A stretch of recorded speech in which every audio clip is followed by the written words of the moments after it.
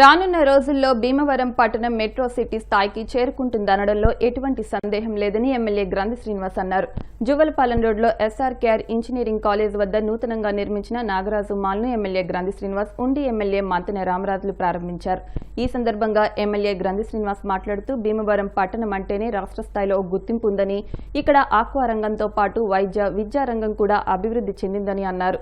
దేశంలో ఎక్కడ ఏ వస్తువు కొత్తగా వచ్చినా ఖచ్చితంగా ఆ వస్తువు భీమవరం పట్టణానికి కొద్ది రోజుల్లోనే మాల్స్ తీసుకొచ్చి విద్యార్థులతో పాటు అన్ని వర్గాల ప్రజలకు వాటిని అందుబాటులో ఉంచుతున్నారని అన్నారు. మాల్ అధినేత కలిదిండి మురళీకృష్ణంరాజును ప్రముఖులు అభినందించారు. మాజీ ఎమ్మెల్యే పులపతి రామాంజనేయులు, రాష్ట్ర Kshatriya corporation chairman Pathapati Sarraju, Bhimavaram MPP Perichella Vijaya Narasimharaju, AS Raju, Sagi Manoj, Tirumani ఏడుకొండలు, తోట భోగయ్య, గొట్టుముక్కల పద్మరాజు, లక్ష్మీపతిరాజు తదితరులు పాల్గొన్నారు.